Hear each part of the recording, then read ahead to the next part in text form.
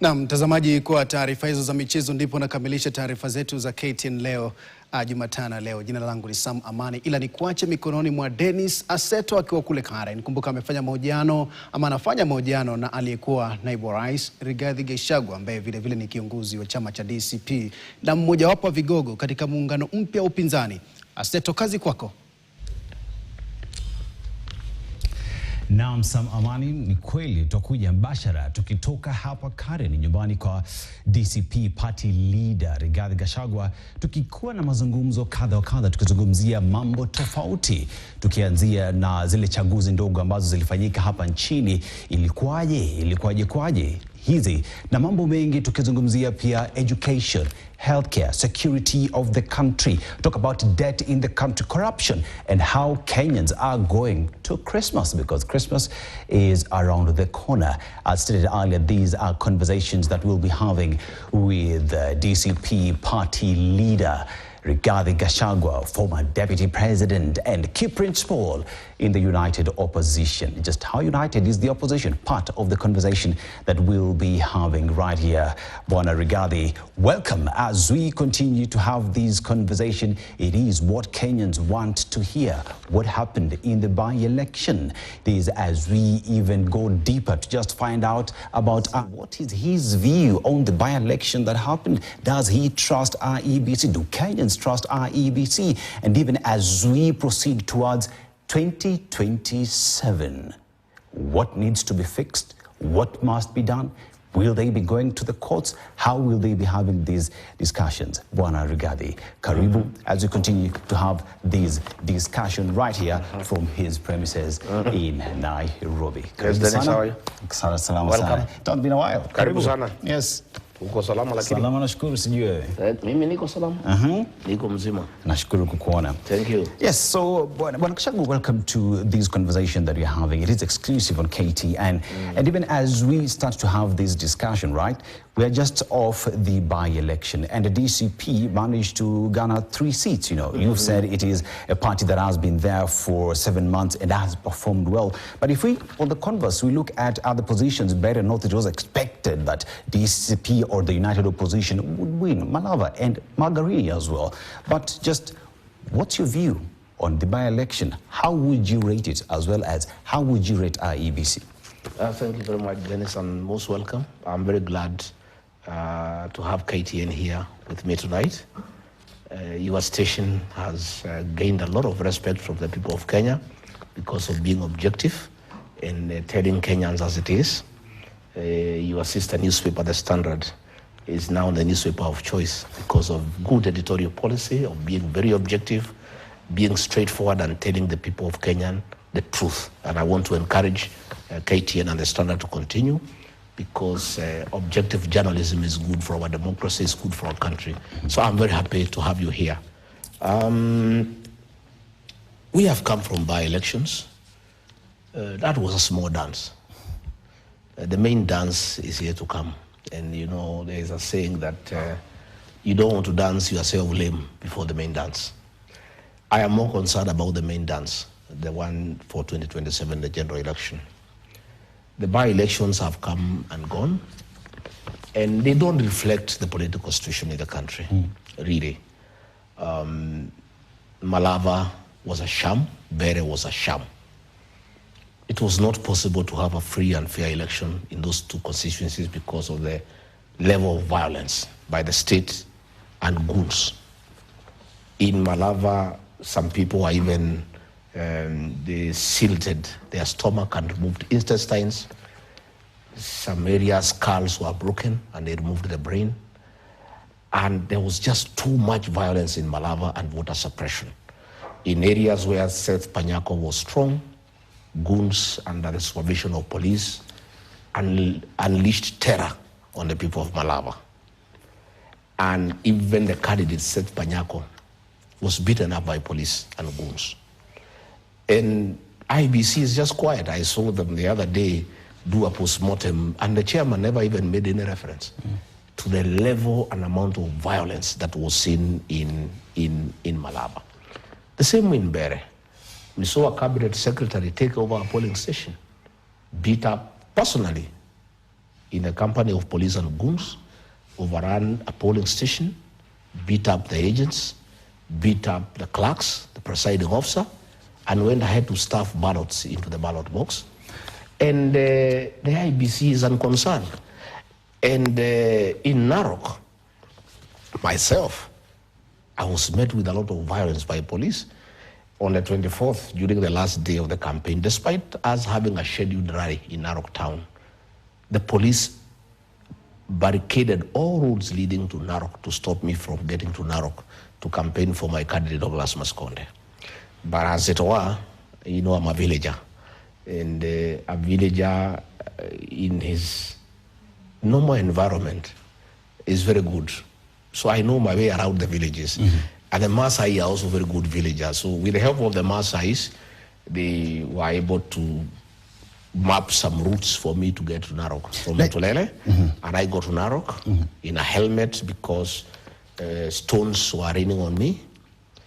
Live bullets were directed to my car. There was just too much violence. So the by-elections really cannot tell you exactly the mood of the country politically, because the atmosphere of those by-elections was not conducive for a free and fair election. Mr. Gachagua, you've raised allegations in terms of the violence that was meted on many during the by-election. You say that there was stuffing of ballot boxes.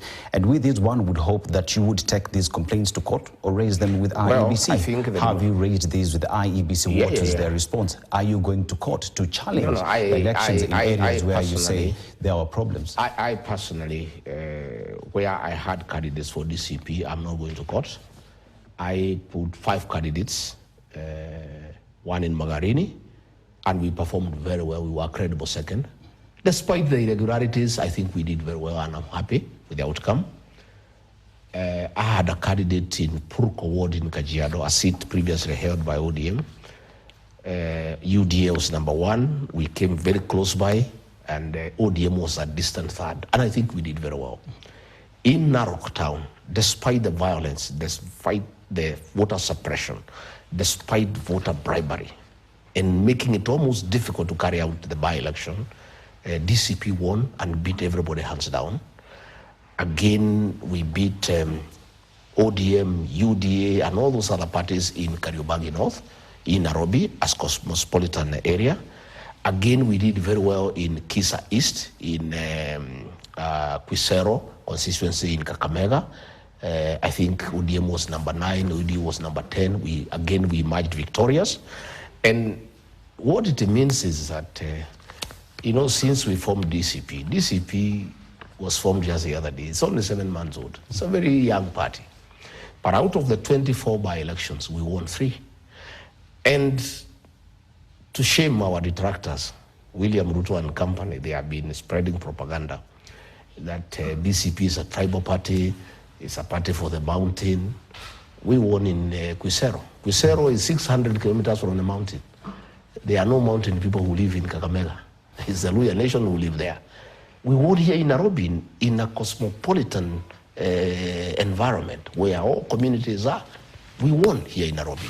In Narok, our candidate was a Ma. You know, it was not a Kikuyu. And the Ma people and the other communities that live there, you know, subscribe to the philosophy of DCP, of listening to the people. You know, our party is listening to the ground. And what I want to say is that the by-elections give DCP an opportunity to show its national outlook, its acceptance across Kenya. And this is the party to watch, I can tell you. Yeah. And we've just come in. That was a very strong showing for a young party. But as I told you, this was a small dance. Yeah. We are looking forward to the main dance. As you look forward to the main dance, Mr. Gachagua, one would say in area that you performed very well, you heaped praise on the performance. That means it is an election as well that was carried out by IEBC. The areas that the United Opposition performed poorly, you say that election was rigged. One would say that is double speak, because it is the very same institution that carried out the election. I am not saying the election was conducted well we won. In Narok, it is the resilience of the Narok people that made that election happen. The officer commanding police station in Narok was forced by the DIG to surrender command to Betty Maina, the women rep for Murang'a, and he said no. He was transferred to Turkana. You can check. The OCS Narok was transferred on the 24th, 2 days before the elections, because he was being told to cede police command to a member of parliament, and he said he cannot. The woman representative of Murang'a took over the police command in Narok. She's the one who was commanding police operations. And she unleashed terror to the people of Narok town. People were beaten up. People were injured. But the people were resilient. And especially when I went there, forcibly, when the police were stopping me, when live ammunition was fired at my car, when stones were raining on me, and I was very brave and courageous, I give people the impetus and the courage that they should not be intimidated. We won the election, but it was not a free and fair environment. It's really people fought, you know? And exactly this is what will happen in the general election. I have no doubt in my mind. Kenyans will not agree to be suppressed by goons and police in 2027. I have no doubt in my mind. What I saw in Narok is what we want to encourage across the country. In Kariobangi, there was a lot of violence and voter suppression. But the people there were determined. They wanted to elect a leader whom they want, and they did it. In Kisa, there was a lot of violence. So I am not saying that in areas where DCP won, it was a fair contest. It wasn't. They won against many odds. In fact, in Narok, if there was no voter suppression, our candidate who got 6,000 votes would have gotten 12,000. But there was a lot of voter suppression, you know, intimidating women and young people to make sure that they don't go to vote. So what I'm saying is, why I'm not worried as a leader in this country, it is possible to intimidate people in a by-election using goons and police. It is not possible to do so during the general election. There are not enough goons to intimidate people in the country. Every goon will be in his constituency, and he will be dealt with by the local people. The police will have no capacity to escort goons to cause mayhem, because in a general election, you need 2 police officers in every polling station. We have 45,000 polling stations in Kenya. You need 90,000 police officers. They are never enough. In fact, they borrow manpower from KWS and KFS. So what I'm saying, and I want to assure the people of Kenya, there will be no police officers to escort goons to come and intimidate you. So deal with the goons, and they will be dealt with, I can tell you. Even these goons are only a problem because they have police escort, who have guns, who have live ammunition. If the goons were trying to intimidate the people of Kenya on their own, they will be dealt with by the people of Kenya. But Kenyans, you know, start back a little bit, because normally they are backed. Like when we were at Kariobangi, when we went to celebrate our candidate, Wanyoike, for winning the Kariobangi North seat, the goons came to church, but they were driven away by the Christians, only for them to come back under police escort. Police backed them with bullets, with tear gas. You know, police were tear gassing children and the clergy so that they can create confusion and allow the guns to attack our people. But if the police keep away, goons are not a challenge in this country. They will be dealt with by the people of Kenya in a very, very, very expeditious manner.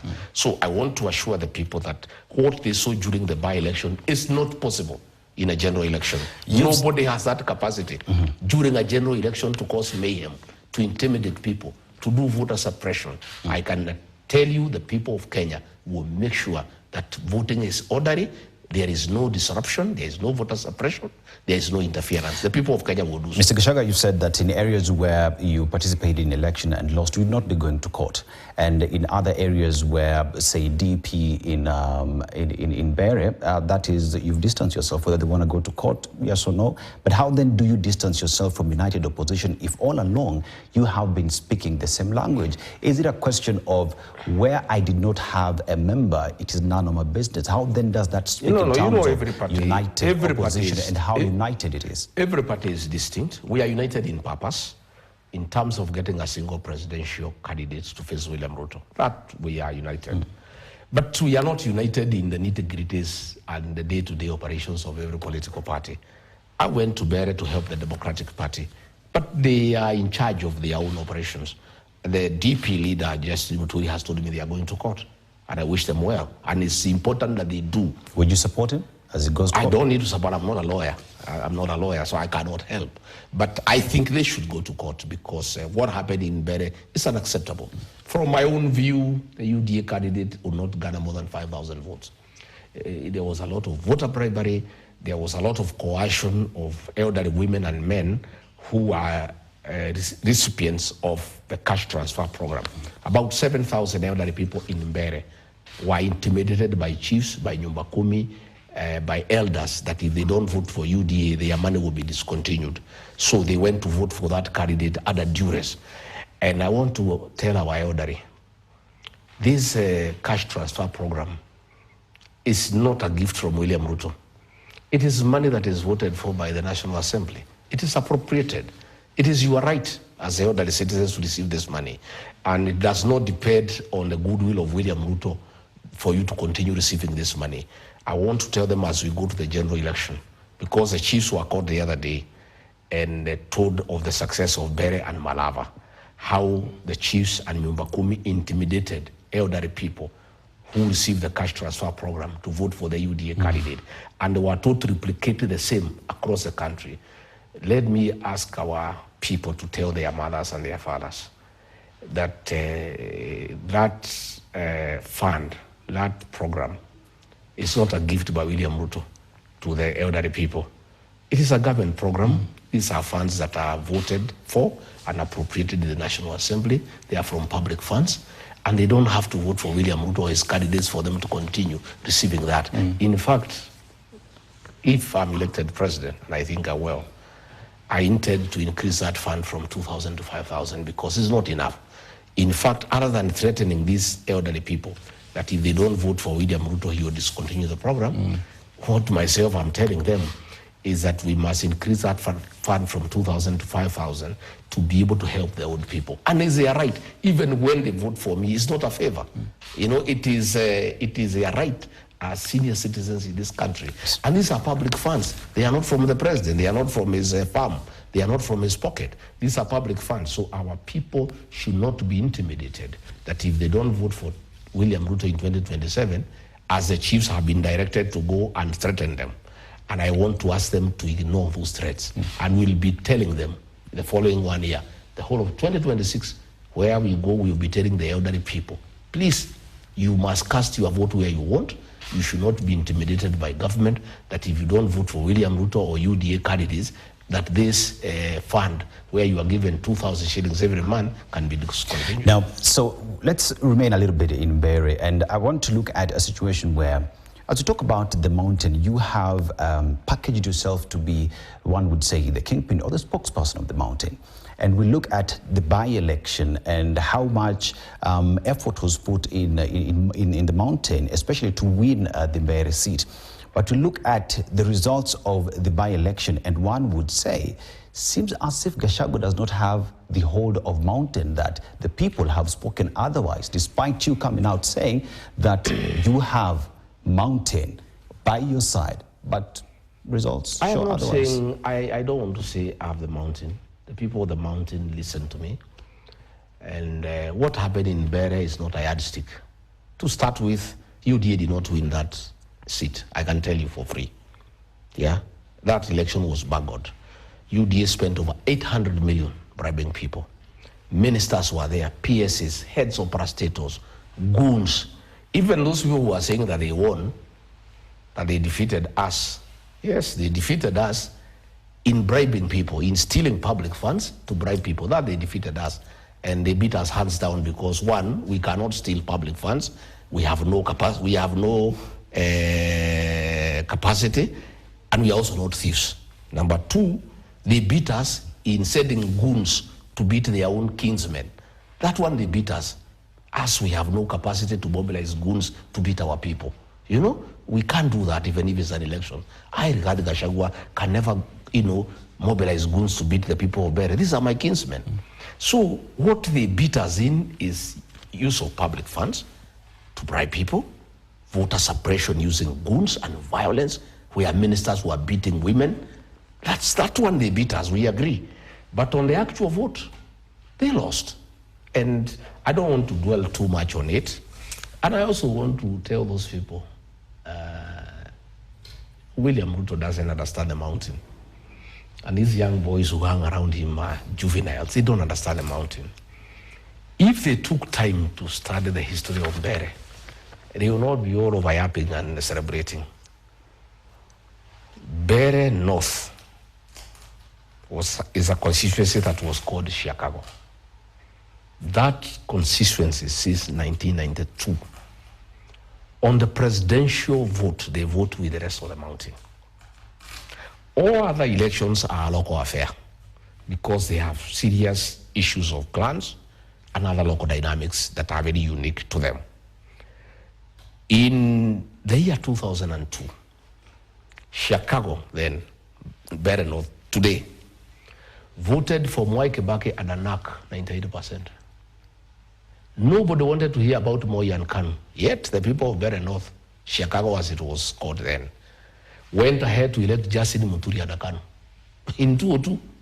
The following election in 2007, they voted for Mwai Kibaki 97% and a PNU. They rejected JB Muturi with PNU and elected Lene Kevuti and a Safina. In 2013, the people of Mbere North, like the rest of the mountain, they voted for Uhuru Kenyatta and a TNA, went ahead to elect Gachagua and Abbas. That's how dynamic it is. All those people in Mbere, including those who voted for the UDA candidate, are one-term people. In matters presidential, the people of Mbere North and Mbere South, they vote with the rest of the mountain. That's why I've not even bothered myself. It's not even an issue. It's not, as far as I'm concerned, it's not even an issue because I understand the dynamics of those two constituencies and the way they are voting is all the time. But I want to tell you from what happened, UDA can celebrate. It's a forced celebration, even themselves. Even Ruto himself, he knows. If you spend 800 million for 15,000 votes, yeah, a vote is worth almost 60,000. I mean, what are you saying? What are you telling people? I mean, in that election... And the opposition did not have money to spend. They have stolen money from nobody. They have no access to public funds. They were just selling policies. They were just selling their candidate. When you spend 800 million in a constituency, that's why I want to tell these UDA fellows, they are celebrating nothing. During the general election, they will be their own. Kila mtu atakuwa kwake, anangangana kwake. Mtu atakuwa sugoi, there will be no goons to help you. There will be no police to help you. You will have to go and fight your own battle. In Mbere, as we just wrap up the conversation around that, there is the aspect that is Moses Kuria part of United Opposition because we saw him present a candidate through Chama cha Kazi. And in your own deduction, would you say that affected in one way or the other? It did. It did. You see, when the elders of Mbere approached me, it's because of the clan dynamics. Newton Karis and Boy, the one who was in DCP who went to Kuria, come from one clan. And the elders told me, if we have the two candidates, it's not good. You know, the other guy, the one who is said to have won, comes from a different clan. So they asked me to step down this guy so that this clan can have one candidate. And it made a lot of sense because I understand the Mbere people and the clan dynamics. And because I'm from the mountain, I understand those things. So I withdrew the candidate. But then the government approached Kuria. Kuria is part of the Ruto administration. He's not in United Opposition? No, he is part of it. His party, the Chama cha Kazi, is one of the many wheelbarrows I talk about. You know, Ruto has so many wheelbarrows in the mountain, parties that he uses for his own use. So he called that a wheelbarrow to get this guy. This guy got 2,500 votes. Those votes, because of the clan dynamics, would have gone to Newton Karis. Yeah? Despite the theft of the election and the voter suppression and the bribery and the violence, probably if those votes went to him, it would have been different. And I have told the people of the mountain, this is going to happen a little bit more. There are so many wheelbarrows in the mountain. And William Ruto will be checking where it is. He introduces 2-3 wheelbarrows to divide the vote. And as it were, people are very intelligent. People now even know. I'm even happy that it happened because I've been talking about it. And people now can see what I've been telling them. That Ruto has many wheelbarrows in the mountain. That he will be unleashing to interfere with the outcome of elections in various constituencies and counties. So people must be aware which is their party, which is the party they can rely on, and we'll call out the wheelbarrows so that people know them.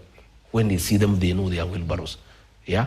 But Kuria and Ruto are one, and they were on the same side, you know? And that is the way it was planned. And it defeated what I had done because I had withdrawn the candidate to allow the united opposition to have one candidate to face the other. But you see now, through Kuria, another candidate was introduced to divide the vote for Newton Karis. Now, you've said you do not trust IEBC, yet the ballot 2025, as we call it at Standard Media Group, is a litmus test on what is to happen in 2027. If we look at what has happened in 2025 and that pending credence in the sense that in 2027 we might see more and more of this, like you said, we might have more wheelbarrow parties, as you call them, in 2027. How are you going to the election with an IEBC that you do not trust? Well, we don't have a choice. What we have to do is just improve our mechanism to guard our votes. And the people will guard the votes. Despite the voter suppression, despite the violence, despite the intimidation, the people of Narok made their point. The people of Kenya will do so. And it's good these by-elections have happened. We have now known the use of goons. The people will be prepared to deal with goons. I can tell you, these goons will not disturb anybody any other time in this country. They will be dealt with. The use of police in civilian clothes, people will deal with it. We are very happy that these by-elections happened. We have known what Ruto intends to do, the use of goons and police for voter suppression, for interfering with the will of the people. It is good it has happened in good time. We're going to educate our people. There will be a lot of civic education in the next 1.5 years. As we start meetings in February, wherever we go, we'll be educating our people. Again, let me also tell you, it is easy to bungle a by-election because you are dealing with one vote. In Narok, we had one agent. What will happen in 2007? There will be 10 agents for the MCs. There will be another 6 agents for the MP. There will be another 4 agents for the governor. There will be another 4 agents for the senator. There will be another 3 agents for the women rep. There will be 6 agents for the president. You will find in our classrooms there are 30 agents. And those 30 agents, you cannot make them agree on how to bungle the election because they have different interests. So what will happen is that all of them will protect the credibility of the vote. You know, the agents, because they are many, they will protect the credibility of the vote. Again, each candidate will organize men to protect the polling station from goons. But you see now, in Bere, there was only one candidate. His capacity to protect the polling station is diminished because he's just one person. But where you have 6, you have more than 40 candidates in a polling station fighting. Each one is fighting to win. Those people, they will mobilize 20, 30, 40 people each. There will be 500 people outside there saying you cannot interfere with this election. Yeah. And you know it's good it has happened. Kenyans are wiser, you know. The Maasais in Narok are saying, had we known that you said goons here, wangekuta sisi tungewangoja. So 2027, the Maasais in Narok will be waiting. They will protect the polling station with their means, and they have the means to protect the polling station from anybody, including the police. So we want to say the police is very embarrassing that the National Police Service have made goons a part of the service. They work together. IG has surrendered the command of the National Police Service to politicians. It's a shame. It's so sad. It's unbelievable at this age that goons can take over the National Police Service. You know, it's unbelievable. Even the other day, the president said that all the goons who attacked us in Kariobangi should be arrested and charged. The following day, the National Police spokesman gave some 80 names. It is 1 week. None has been taken to court. And they will not be taken because they are part of government.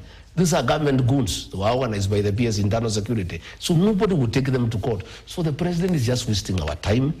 He's just enjoying the people of Kenya, saying we don't want goons. I've directed IG. He stands there, he salutes. It's 1 week since he gave the instruction.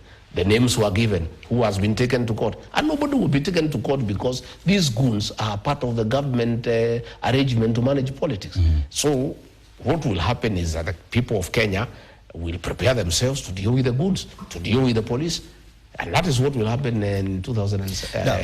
Now, Gachagua, let us talk about the united opposition. So here is a question where you made a statement in terms of zoning Nairobi for DCP, and that elicited a lot of conversation because even Wiper party leader Kalonzo Musyoka said, we have not gotten into any discussion in terms of zoning. And many have equally just described you as a bully, that within the united opposition, it's either Gachagua's way or the highway. Is that the case? I don't think I've said it's either my way or the highway, but I'm the party leader of DCP. And I have my party to market. I must market my party, and I must fight for its rightful space in any dispensation. What we have agreed as united opposition is in Nairobi is that we'll have an arrangement where we are not having friendly fire because we will lose. Nairobi is complicated. And there are voting patterns that have been there in history. There are areas where Wiper is strong. There are areas where DCP is strong. If Wiper and DCP fight, we could give way to UDA. And all I was saying is that we have an arrangement, that is true. Even Kalonzo has clarified. He didn't say we have not spoken. What he was correcting is the impression that was given by the press, that I said these seats are being reserved for DCP. I never said such a thing. What I said is that between DCP and Wiper, among ourselves, we will take all these seats. That's what I said. I didn't say they will be for DCP. That's not the statement you made. No, that's what I said. I said between DCP and Wiper, we'll take 16 out of 17 But Mr. Gachagua, you're quoted saying that in Nairobi, the governor position would go to DCP. I said yes. I said You said yes, that I did. senator position would go to DCP. I did. You said that 17 seats of member of parliament would go to DCP. No, I didn't say that. At what point I did. that conversation did you say that you sat with Kalonzo and agreed on how you would take these seats as united opposition? Because that did not come out. No, you are also putting words in my mouth. What I said is this. Between myself and Kalonzo, we have had discussions on how we make sure that we take the majority seats in Nairobi by not fighting among ourselves. And I said I'll be fighting for DCP to be given governor, to be given senator, to be given women rep. I'll fight. It does not mean because I'll fight, I'll get. But I must fight. You see, my friend, if you want to go somewhere, you must be ambitious. You must anchor your party properly. I would like my party to take governor. I would like it to take senator. I would like it to take women rep. That does not mean because I would like it to take it, it'll take. We'll negotiate. And then I said, out of the 17 seats, we'll fight for 16 out of 17 among ourselves. I didn't say they are for DCP. The people of the press went ahead to say that I said these seats are for Kikuyus.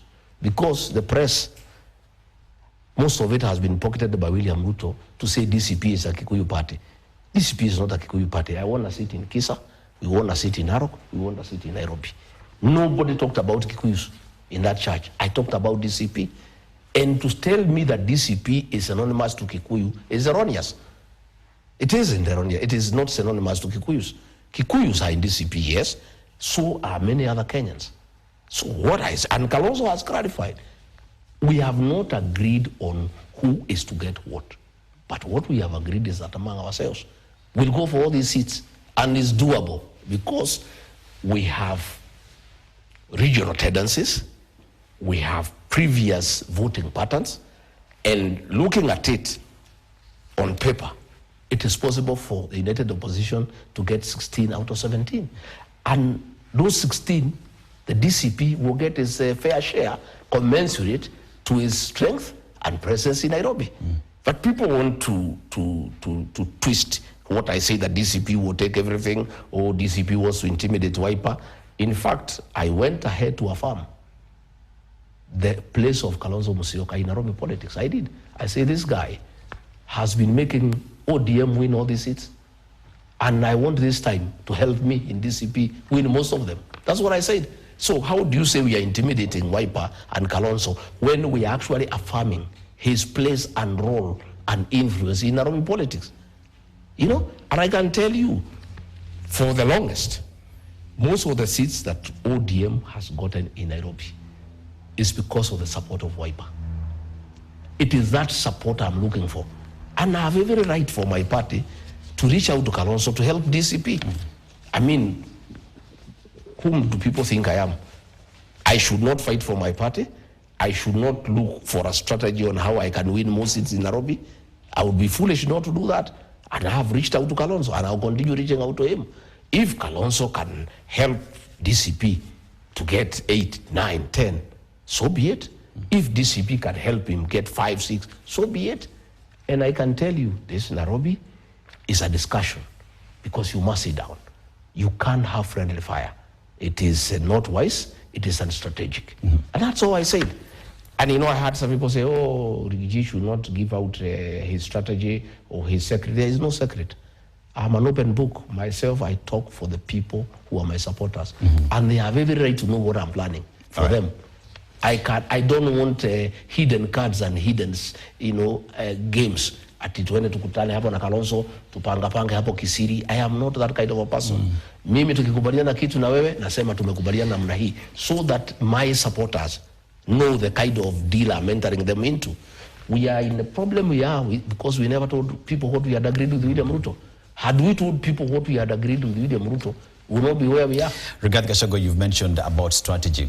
The government has mentioned you that you are rudderless, you are planless, that you have no agenda for the people of Kenya. Tonight, let's talk about the agenda. Beautiful. You know, we talk about where we find ourselves today. In January, we have education, students going back to school. And with that, we have seen the entire, in terms of capitation, how that has been a problem in the country.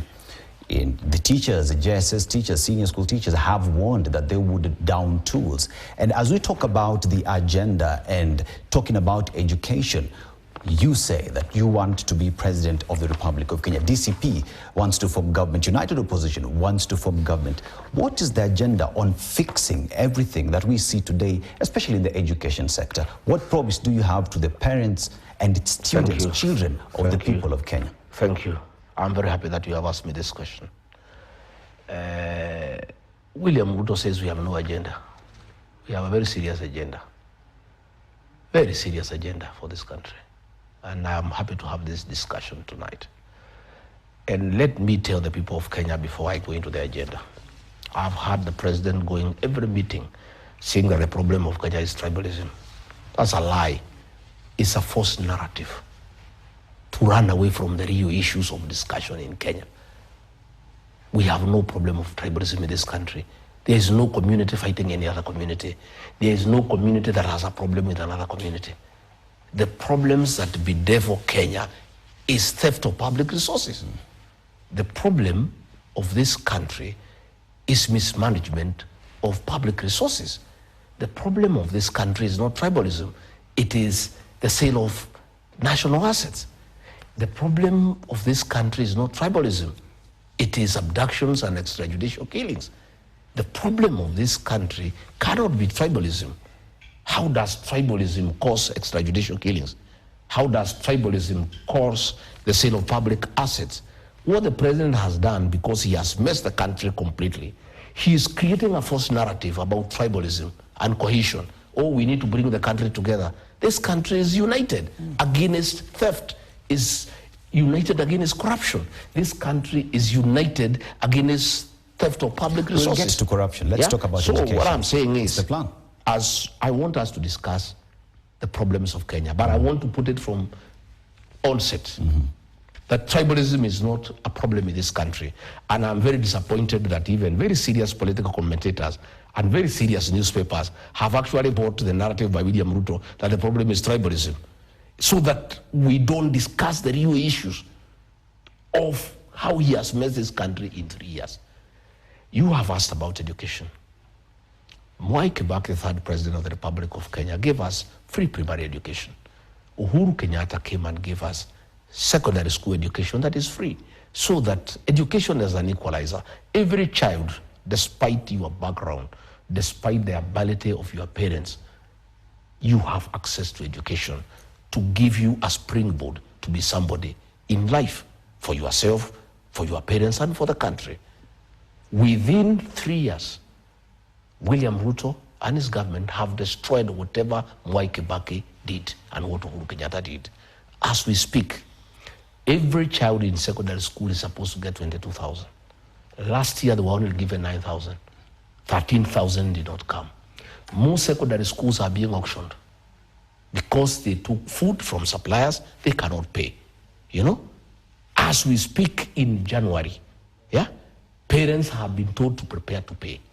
On paper, the Ministry of Education says education is free. But in real life, they go and tell the teachers, the head teachers, you ask the parents to pay, but don't say it's the official government policy, you know? And when the teachers made noise, instead of making available money for capitation, they were called to State House and bribed it with the 10,000 shillings each. You know? You bribe the principals and the head teachers to stop talking about the collapse of the education system. So what I am saying is this, that we need to fix our education system. And one of the things that I and the government that I will form will do is make sure we reinstate free primary education as given by President Mwai Kibaki. Again, we reinstate, yeah? We reinstate free secondary education, especially for the day schools, so that once you go to a day school, you pay nothing, you know? Again, we have a problem of 20,000 teachers of the junior secondary school. These teachers, and I was there, I was the deputy president, we recruited them on internship for 2 years, and they were promised, and I was there. We were there with Nancy Macharia, she was the TSC secretary, William Ruto was there, Ezekiel Machogu was there, I was there. And we agreed even in cabinet that they will be on internship for 2 years, then they will be confirmed in permanent and pensionable. The government has refused to do that, you know, and they are saying there is no money, you know. And this money is there, but this is the money that is being stolen. This is the money that was being given to teachers, 10,000 each. This is the money that was being given to chiefs, 10,000 each. This is the money that was being used in Nigeria and Malava. This money has been there for the JSS teachers. But this is the money that has been stolen and diverted to politics by William Ruto and Kindiki. All this money you are seeing around the country being dished for politics, this is the money that was for the JSS. Look at the lecturers. We had a problem with the lecturers for a long time. Yeah, they were on strike for a very long time. 49 days. The other day it was agreed that they be paid 50%. They were lied to. They have not been paid. We have a looming strike in January because the money is not available. This is the money the president is using for re-election. And then these teachers are being told the problem of Kenya is tribalism. How so? How can the problem of Kenya be tribalism? The problem is mismanaging the education sector. 2024-2025, when you were deputy president, still capitation to schools never got there. Do you take responsibility, or do you distance yourself from that? I take no responsibilities because, you know, in 2024, I disagreed with William Ruto about the finance bill and about the way he was running the country. It's on record. That is why I was hounded out of office. I started telling him the country is headed in the wrong direction. We have lost our priorities, and this is not right, you know? By the time the impeachment was in the works, Mr. Gachagua, you had served as deputy president. Yeah, and capitation but everybody had not knows. Gotten to schools. Everybody knows. How do you distance yourself from a government that you served in? Everybody knows, and if you ask J.B. Muturi, he can tell you, I oppose most of those things in cabinet. And it is one of the grounds that was used to impeach me, that I was having insubordination, that I was not agreeing to cabinet decisions. Yet you go to cabinet so that you express your opinion. It doesn't mean because you are in cabinet, you must agree to everything that is being proposed. For the last, I served 1 year. The second year, I had a problem with the president when I realized that we are just stealing public funds, that we have lost our priorities as a country, that we are destroying the educational sector. If you look at HELP was working. They came and introduced a mongrel of finance model that cannot work. I opposed it in cabinet. I said, Mr. President, I have listened to lecturers, I have listened to students, I have listened to parents. Nobody wants this system. The English say, if it's working, don't fix it. This HELP has been working for very many years. Let's panobit it a little bit and improve it. Let's not scrap it. And what I'm saying is that... how would you fix it? I would reinstate HELP and panobit it.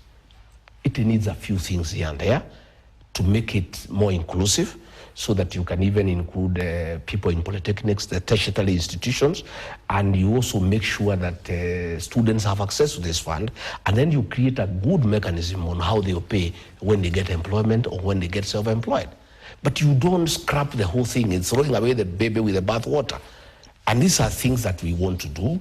We want to bring back free primary education, free secondary education, strengthen the competency-based curriculum by involving all stakeholders. You know, you cannot impose a curriculum without talking to the teachers, without talking to the parents, without talking to the pupils of the students. These are things that we must do. And again, we must invest as a country on our teachers. We must remunerate them well.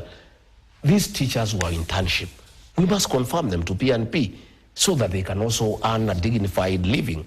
How do you get teachers to teach the young people when themselves they are very uncomfortable, when they have no food in their house, when they have no bus fare, when they have no bus fare to get to school? Again, we must digitize our learning system. Most of these programs we have introduced, nobody prepared the teachers. You know, we did not upgrade them by first making sure that they are all computer literate. So these are things that we want to do. And my brother, to build our country, we must fix our education system. And Mwai Kibaki did it, and everybody was happy. In a record 3 years, that has been destroyed. And that's what we are saying, we must fix it. And the problem that we have today, as we go for Christmas, parents are crying. Where will they get money to pay school fees in January? And then William Ruto is on top of the vehicle telling parents their problem is tribalism. What has tribalism got to do with the capitation? What has it got to do with the payment of JSS teachers? Let us deal with the real thing. The real thing is that the government has destroyed the education system, and it has undermined great work that was done by Mwai Kibaki and Uhuru Kenyatta. You know, healthcare is another big ticket item that Kenyans are struggling with. SHA, is it working? Yes. Is it working? The government says it is working, though it needs a little bit of fixing, panel beating for it to work. You know, recently we saw the president was recently in the United States of America. He signed a new health deal where data would be shared. What's your position on that? And even as we still remain on matters to do with healthcare, SHA is not working. SHA is not working. What is Gachagua's solution SHA to is SHA? not working because it was a fraud. William Ruto attended a church service where I attended in Embu. It was the inauguration of the Bishop of Embu Diocese. And then he took the microphone to say SHA is working. He could not speak, he was shouted down because it's a lie. SHA is not working and everybody knows it. Even a 34-child knows SHA is not working. SHA was a fraud to steal money by Ruto and his cohorts. And already 104 billion shillings have been stolen.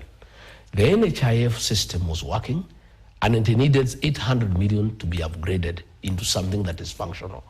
The whole scheme of SHA was to steal funds. Yet, Mr. Gachagua, you allowed it to happen with your deputy president. I'm saying I oppose these things. And that is why, when I was removed from office, one of the accusations against me, one of the grounds of removing from office is that I was not respecting the president and I was having insubordination by opposing government programs.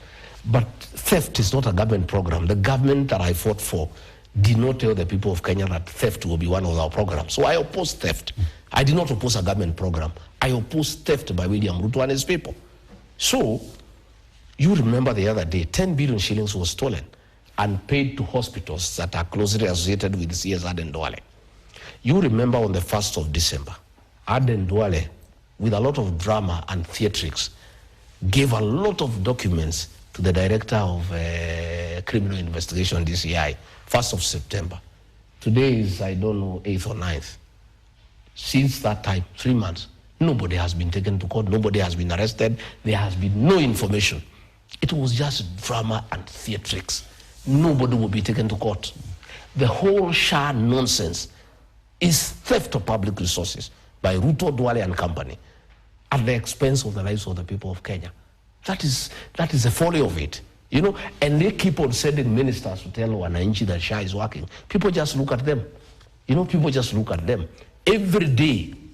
Yesterday I was in Muranga in a place called Ithanga for a funeral, and a matter was brought to my attention. A lady died 4 months back She remains unburied because they are not able to pay the hospital bill for 450,000. They have raised 300,000. They are unable to raise 150,000 for the last 2 months. I had to give them 150,000 so that that patient, the body can be removed from hospital. And then you are telling us SHA is working. If SHA is working, that lady would have been buried, you know, a long time ago. If you go to the countryside and ask everybody, this SHA thing is a monster. It's not working. And what I'm saying myself, if given an opportunity by the people of Kenya, there are certain things that I want to do. One, I would like to revert to the NHIF ideology. It was a very good thing. Just reform it well, upgrade it to meet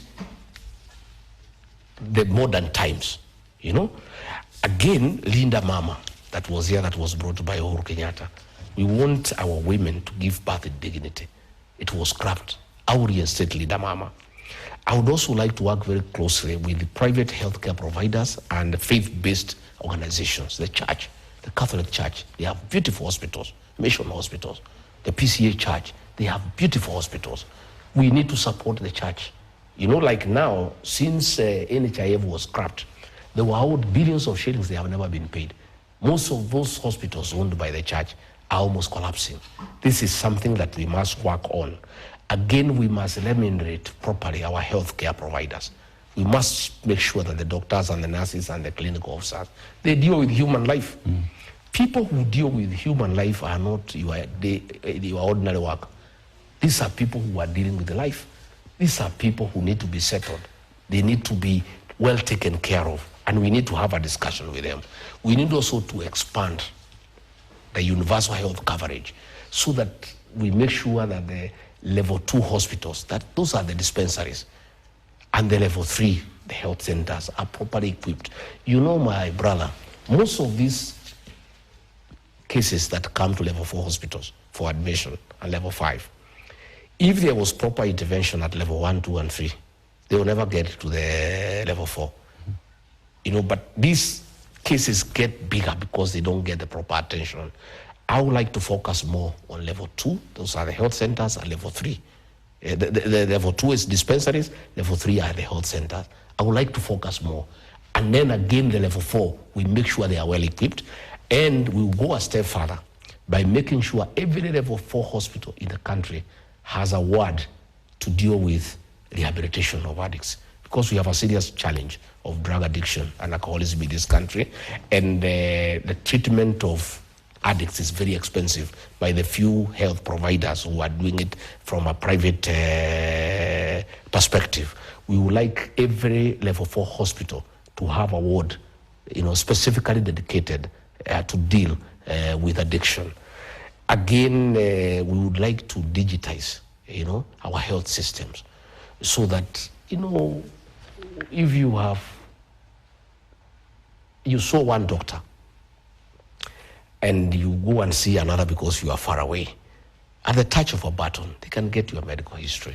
Does this mean that you get in and you get rid of SHA? Because yesterday I had a discussion with the PS, Dr. Onuga, and he said that the government is working on a database where all the information for Kenyans will be in a single database, such that whenever it is you go in this country, you will still get the information. So Gachagua, does it mean you get in, you get rid of that and start afresh? No, and what no, happens to the investment that Kenyans have put into putting in place SHA? Whatever is working will improve on it. Yeah? But first we have to stop the theft. We cannot improve on the theft, we can only stop it. Theft of public resources is our main challenge, especially in the health sector. You know? And SHA is a scam. It's a fraud. We must get rid of SHA because from the inception, it was tailor-made and birthed to steal public funds at the expense of the health of our people. We must go back to NHIF and improve it, panobit it, and make it compliant to the modern way of doing things. But we cannot continue with this theft. This, we must bring it to an end. Again, we need to implement a mental health policy. You know, we only have one medical facility here in Mathare and a few others. You know, and you know, mental health is a big challenge in this country. But you see the way people are treated at that institution, it's like they are criminals. Because it's only one institution to handle so many people.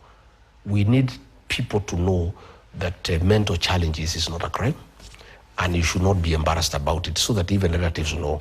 And the only way to do is to have a good mental health policy and to make sure that we have enough psychiatrists in every level 4 hospital where people can go on and get counseling before issues get out of hand. So these are some of the things we like to do. And of course, what was signed in America is unacceptable. Why? We cannot sell our medical data to foreigners. We cannot. Even if we are poor, we have our own dignity. The right to privacy is absolute.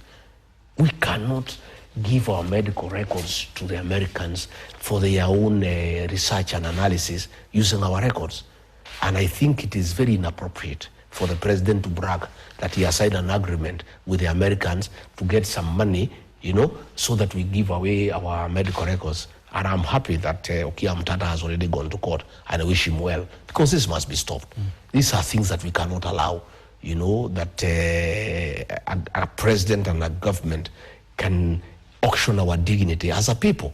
You need privacy to your records, your medical records.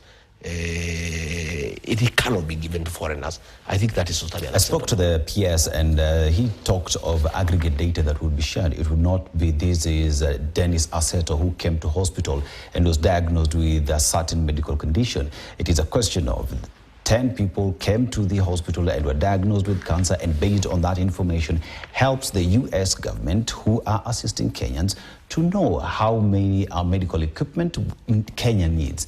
And that is kind of data that would be shared. Do you oppose that? Can anybody believe that PS? Do you believe it? And if that PS is saying SHA is working and it's not working, can you believe anything else they say? If they are lying to people of Kenyans on basics, things that are straightforward, is SHA working or not? They say it's working. You go to hospital, it's not working. Can you trust that PS on complicated matters? But you're opposing it based on what fact, Mr. Gachagua, is the question? We have been around for a long time, and we understand these things. And I want to wish Okia Mtata well, and I believe our courts of law will not allow our country to auction our medical data. I don't think our courts will allow it. The country's security is something to look into. Yes. And recently we saw the arrest of many individuals, especially in the immigration department, with regard to matters to do with IDs. And that has pointed a picture on where the country is with regard to those who have the documents that are recognized as Kenyans. It is a matter that we had a discussion with you back in the days. But as we also just talk about security, there is the question of extrajudicial killing by the police. Yeah. During the campaign period, you say police attacked you in charge, And as we just have a discussion on that, where do you see the country's security is? You have yourself been in that space for a very long time. Well, and if we are to fix the security, do you also care to comment, if at all, this ID business is being used to influence elections in 2027? To start with, as a young man, when I joined government at the age of 23, I joined in the security sector. I understand the security architecture of this country quite well. And I must say I'm very saddened that we have lost it as a country. We have a clueless CS for Interior who has no idea on how to manage a country's security architecture. We have a situation where the National Police Service is working with the goons. It's like they are a unit in the National Police Service. We have seen the President of the Republic of Kenya moving around in town in Nairobi in a company of goons. They are robbing people when they are in the presidential convoy. They are, touching women breasts when they are with the presidential convoy. They are stealing people when police are there. And there's nothing the police can do because it is the president who has invited the goons to accompany him in Nairobi. We have seen where police are tear-gassing the clergy, and they are tear-gassing Sunday school children in church, and no action is taken. You have found where goons are being ferried in police vehicles with crude weapons, where goons have become part of our security architecture. That is how sad it is. It's unbelievable, And you have found where the country has sunk so low that the Inspector General of Police and the police commanders have surrendered the police command to politicians. It is politicians who are giving directions to police. Attack so-and-so, beat so-and-so, and there's nothing that can be done. And the commanders are helpless. We have found, I have myself have been attacked in 12 incidents in the last 1 year. I have reported this to the IG, to the DCI. Nothing has been done because those gangs are under the command of politicians who are opposed to my politics. It's the National Police Service is no longer at the command of the Inspector General, it's no longer at the command of the county commanders. The National Police Service is at the command of politicians and criminal gangs. And sometimes we wonder, this Haiti mission, the police went to Haiti supposedly to help the people of Haiti deal with the criminal gangs, but it is looking that they went there actually for benchmarking on how to work with the goons. Because since these people went to Haiti, the relationship of the police and goons have actually become very close and very cordial, and they are actually working hard together. You saw during the Sabasaba riots, property was destroyed in the mountain region and in Nairobi by goons under police supervision. So what we are saying is this, you look at the situation in the border. The president made a decision that is ill-advised from a security perspective. Of course, he is doing it politically. He thinks he can get foreigners from Somalia to come and register as voters and vote for him. So foreigners are being issued IDs. The 5 chiefs who were supposedly abducted, it was not an abduction. It was stage managed by government. Why would you say that, Yeah, Mr. because they were in Somalia registering Somalians as Kenyans. What evidence do you have? No, we have it. Sure. You saw the other day a racket here in Isili where foreigners are being registered as Kenyans, and in fact, I'm told the police who unearthed that racket are actually in trouble because they were not supposed to unearth it. It's embarrassing to the government because the government is part of that nonsense. And that thing that the president did is very bad for Kenyan Somalis, our Somalis from Kenya. As it is today, they are having challenges on visa application to go to various destinations in the world because the world is not sure, whether they are Kenyans or not. And it's very sad because the Kenyan Somalis are very hardworking people. They are very enterprising businessmen. These are people who should be able to travel all over the world, go to America, go to Britain, go to Canada, and do business. They are people who have contributed immensely to the growth of business in this country. It is very sad if they are profiled for extra surveillance and scrutiny arising from that decision by the president. But it is the extra surveillance and scrutiny that was happening in the country, which is called vetting. And it is that process that many are people from these border counties, I included, because I went through the vetting process. That is why we want the extra surveillance. Many say that the vetting process is not fair to the people who are Kenyans and who need to go through a different exercise as any other Kenyan. We would rather have extra surveillance at the border to make sure that only Kenyans are registered as Kenyans and foreigners are kept away, other than get our Kenyan Somalis profiled by the international community arising of a decision that cannot be properly justified. We must protect the Kenyan Somalis because they are Kenyans and they have every right to travel all over the world.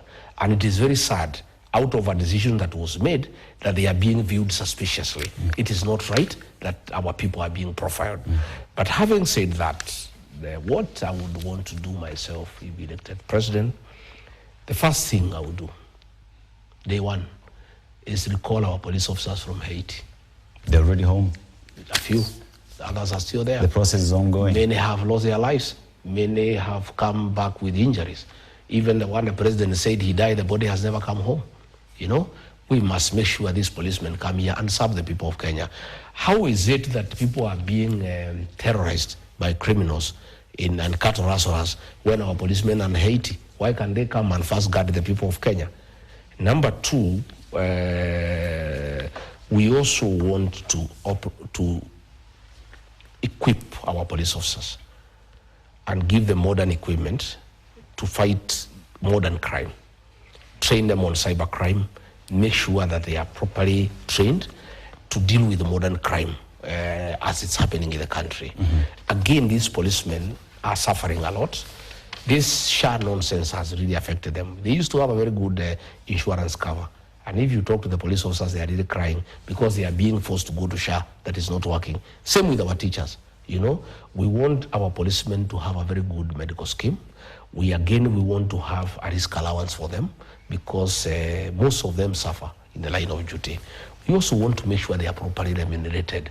These men and women in uniform, you know, sacrifice a lot for this country and to make sure that we are all safe. Again, they have no vehicles, you know. You heard the other day Mukomen saying that people should give them fuel. That is corruption. Wananchi pay taxes. Why should Wananchi pay taxes that is being stolen by bribing teachers in state houses and chiefs, and then you ask them to go and buy fuel? All police stations in Kenya and police posts should have a well-serviced vehicle with enough fuel to enable them serve the people. So still talk about matters to do with security. You mentioned